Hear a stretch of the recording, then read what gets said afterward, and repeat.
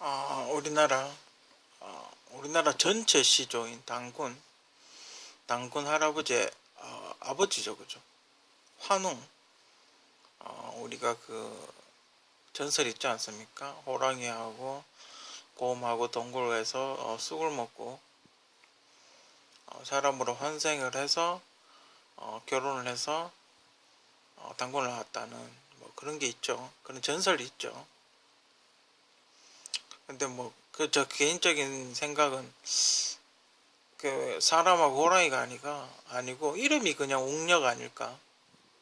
이름이 그냥 호녀, 웅녀 뭐 이렇게 한 게 아닐까. 그걸 잘못 해석한 게 아닐까. 그것도 일본의 어떤 잔재로 알고 있는데 그 일본이 그 전설을 이야기를 하면서 너네는 이제 짐승이다. 반은 사람이고 반은 그 동물이니까 짐승이다. 막 이런 식으로 이야기를 했다고 하더군요. 일제시대 때. 아무튼 뭐 그건 제가 보기에는 좀 뭔가 번역 오류가 있는 것 같고. 환웅의 스타일.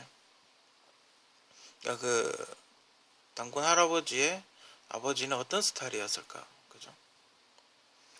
그 요즘 이제 여러분들이 알기 쉽게 RPG 게임에 나오는 뭐 그런 스타일의 어떤 캐릭터로 이야기를 해볼까 합니다. 일단 현재까지 내려오고 있는 한국 문화, 한국의 어떤 전통 문화, 어떤 스타일 이런 걸로 쭉 봤을 때 환웅은 백마법사 스타일이 아닌가. 그러니까 서양의 그 오딘이나 제우스나 뭐 외국에 많은 신들이 있지 않습니까? 그런 사람들은 약간 공격형, 그죠? 마법을 하더라도 공격 마법, 그죠? 근접 토르 같은 건 뭐 근접이 되겠죠, 그죠? 그 가까이 붙어서 이렇게 도끼를 썰어버리는 뭐 그런 스타일이고, 제우스 같은 경우는 약간 자연계의 이렇게 원소를 이용해서 공격하는 공격형 스타일, 그냥 마법사. 우리가 흔히 알고 있는 마법사, 뭐 그런 스타일이고, 그죠? 그래, 환웅의 스타일은 백마법사, 그죠? 공격형보다는 지원과 힐링을 해주고, 버프를 주고, 그죠? 약간 그런 스타일인 것 같아요, 그죠? 한국의 한의학이 발달해 있고, 특히 그 전 세계에서 유례 없이 산삼이라는 게 자라죠, 그죠? 그런 약재 같은 게 굉장히 한국은 많이 자랍니다. 특이한 약재 같은 거. 산삼은 뭐 거의 독보적이고, 산삼 외에도 여러 가지 그 신기한 약재들이 굉장히 많이 자라고 있죠. 특히 그 빠르게 회복하는 그런 약들, 사람의 회복력을 빠르게 이렇게 도와주는 그 사포닌이 많이 함유된 그런 식물들이 한국에서 굉장히 많이 자랍니다. 그런 걸로 봤을 때 한국은 백마법사의 스타일, 그러니까 그 약을 많이 만드는, 치료약을 많이 만드는 뭐 그런 스타일. 그러니까 레벨이 낮은 백마법사일 경우에는 직접 치료를 한다기보다는 약을 통해서 고치겠죠. 그죠? 그런 것도 있고. 또 우리가 그 흔히 한반도를 백여민족이라고 하지 않습니까? 한복도 보면 흰색을 많이 입고, 그죠? 그런 걸로 봤을 때 한국은 RPG 스타일로 비교를 하자면 한웅은 백마법사가 아닌가. 이제 거기서 또 이제 추가가 되는 게 무덤에 물론 무덤의 벽화로 존재를 하는 건지 그게 실제로 존재를 했는지는 알 수는 없지만 사신도가 있지 않습니까? 북한에 아직도 사신도가 있기 때문에 소환을 하지 않았을까? 만약에 소환이 안 된다면 그러니까 막 주문을 외워서 어딘가에서 만약에 뭐 용이 있다. 만약에 용을 한웅이 스타일 그 소환을 한다 그랬을 경우 만약 비가 안 온다. 만약에 그 전국적으로 비가 안 와서 비가 좀 왔으면 좋겠다 그러면 용을 소환을 하는 거죠. 그게 일종의 그 처용과하고도 연결이 되지 않나? 처용과를 보면 처용이 그 전국을 다니면서 비가 안 오고 가물면 그런 무당의 어떤 약간 푸닥거리 같은 거와 비슷한 그게 이제 처형이 원조겠죠. 그런 어떤 한 번 이렇게 놀면서 그 기우제 같은 걸 지내가지고 비가 오게 만들었답니다. 그 일종의 소환술이 아닌가. 우리 눈에는 확실하게 용이 눈에 보이진 않지만 일종의 소환술 같은 게 아닌가. 그죠? 그러니까 또 아픈 사람이 있으면 백호를 불러서 병을 낫게 한다든지, 그죠? 그리고 귀신하고 싸워서 그러니까 막 이렇게 몸에 이렇게 항체가 생기게, 몸에 어떤 저항력이 생기게 한다든지, 그죠? 만약에 너무 추우면 주작을 불러서 나를 좀 따뜻하게 한다든지. 그 사만사원이라고 있지 않습니까? 지금은 사만사원이 아니지만 우리가 과거에 제가 어렸을 때만 해도 사만사원이라 그랬거든요.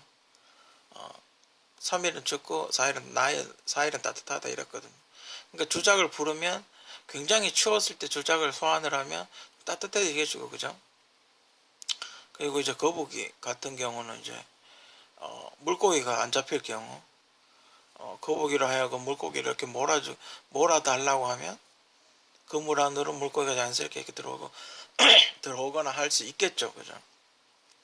그래서 일단 우리 눈에는 정확하게 그게 어떤 형체, 눈에 안 보이는 무형의 어떤 존재이고 상상의 존재라고 생각을 하지만 어떤 약간 소환술을 부리지 않나, 그죠? 그런 게 있고, 또 정령술사, 그죠? 정령이라는 거는 우리가 보통 숲의 나무나 어떤 동물과 대화를 한다든지,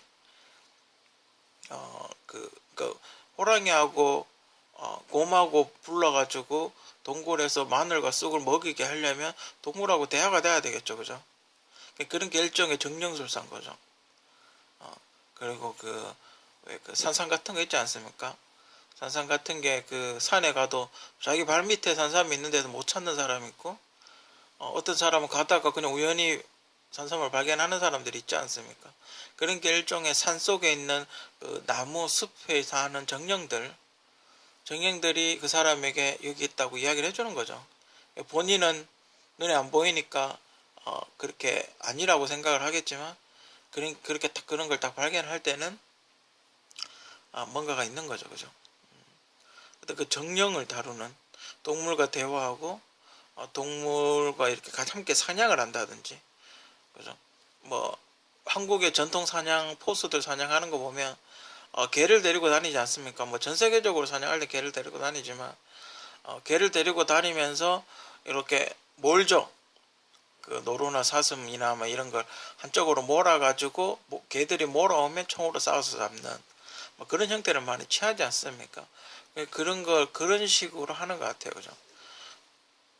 그 정령술사 같은 약간 그런 느낌도 있고, 그 점성술사, 그죠? 점을 많이 치죠. 한국 점집 뭐 어마어마하게 많지 않습니까? 그리고 예언록도 상당히 많습니다. 한국은 이렇게 예로부터 전해 내려오는 정감록이라든지 뭐 교감록이라든지 물론 뭐 조선 시대 좀 많긴 했지만 분명히 그 전에도 저는 있었을 거라고 봅니다. 이런 예언을 했다든지 뭔가 예측을 했다든지. 그러니까 한국은 점성술, 그 하늘을 별자리를 보고 이렇게 하늘에 돌아가는 거 읽는 그런 게 굉장히 발달한 나라죠, 그죠? 왜냐면 음력을 쓰는 나라는 한국밖에 없거든요.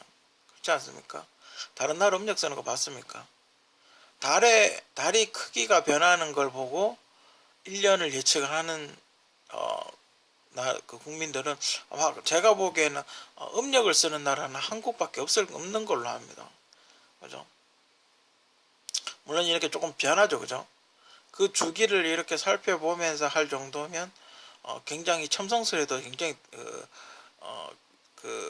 조예가 깊었고, 그리고 그 첨성대라고 있지 않습니까? 신라시대에. 지금 뭐 그렇게 천문학을 보는 거냐 마는 거냐 약간의 이견차가 있긴 하지만 첨성대가 그 하늘을 별자리를 보기 위해서 만든 거라 가정을 하면 벌써 신라시대 BC 벌써 한 500년 전부터 하늘의 별을 보고 별의 움직임을 연구를 했다라는 거거든요.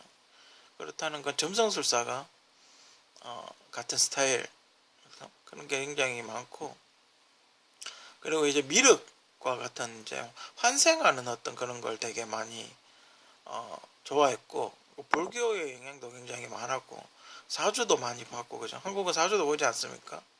사주도 보고 뭐 여러 사주가 비교적 또 정확해요, 그죠? 사주가 비교적 정확하고, 또 그냥 여러 가지 스타일의 점을 많이 보죠. 한국은 외국하고는 좀 달라요. 외국은 스타일이 딱 정해져 있어. 만약에 타로 카드를 보면 모든 점쟁이들이 다 타로 카드 아니면 수정보를 보는 거예요. 근데 한국은 사람마다 전부 다 달라요, 스타일이. 그러니까 어떤 사람은 타로 카드를 보고, 어떤 사람은 뭐 쌀을 던진다든지, 어떤 사람은 동전을 던진다든지, 사람마다 스타일이 다 달라요, 그죠? 그런 어떤 다양한 점성술, 지역마다 다른 점성술, 그죠? 뭐 그런 게 있고, 어, 그렇다 보니 근접전에 약하겠죠, 그죠? 백마법사다 보니까 근접전에 약해서 궁수를 그렇다고 이렇게 뭐 싸움을 안 할 수는 없는 거니까, 그죠? 고대 시대 전쟁이 많았으니까. 그래서 궁수를 한 게 아닌가, 그죠? 그 몸이 마법사들은 몸이 뜨거우니까, 몸이 무거우니까 소위 말하는 로브를 입어야 되겠죠. 그러니까 천으로 된 가벼운 옷을 입어야 되겠죠. 그렇다 보니까 칼이나 이런 거에 쉽게 찔렸을 테고, 그러니까 방어력이 약했던 거죠. 그러다 보니까 생각을 해낸 게 궁수가 아닐까, 맞죠? 근데 뭐 여러 가지 한국은 궁수와 관련해서 내려오는 전설이 굉장히 많습니다, 그죠? 또 전쟁을 많이 했기 때문에 뭐 화살을 쏴서 저게 적정에 눈을 맞췄다든지, 얼마 전에 그 안시성 보면 왜그 화살, 그 성에서 그 화살을 쏴가지고 눈에 맞추지 않습니까? 그게 옛날에 김유신 장군도 그렇게 했다고, 적장에 화살을 날려서 한쪽 눈을 맞췄다고, 뭐 그런 식으로 이야기를 들었던 것 같은데, 그게 그렇게 그 정밀도가 약한, 그 멀리는 쏘겠죠, 그죠? 멀리는 쏘겠, 어느 정도 거리는 쏘겠지만 지금 현대화된 양궁에서도 그렇게 하기 힘든데, 보통 적장이 저 멀리가 있지 않습니까? 멀리 저 뒤쪽에 서 있는데 도저히 활이 이렇게 도착하지 못할 정도의 거리에서 진두지를 할 텐데, 그런 적장에 눈을 맞췄다는 건 이거는 그냥 일반적인 우리가 아는 그냥 화살을 쏘는 그런 마법, 그런 궁수는 아니다. 그죠?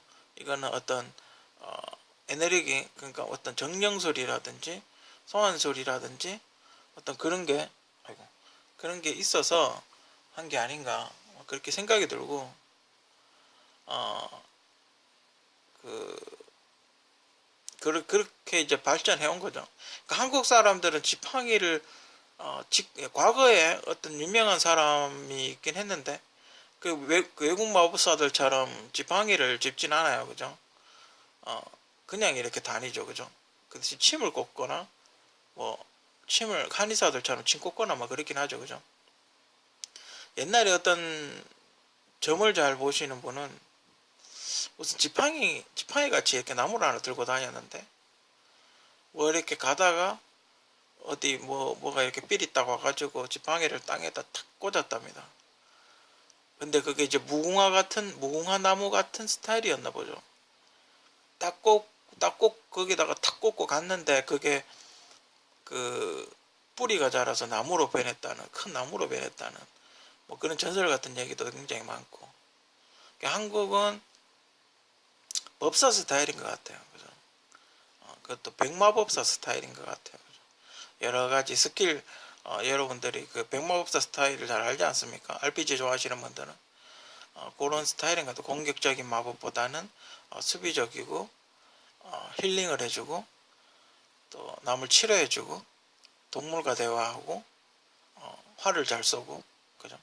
종합적으로 봤을 때 환웅은 우리나라 민족이 전해 내려오는 스타일은 백마법사가 아닌가, 그렇게 한번 재밌게 추측을 해봤습니다.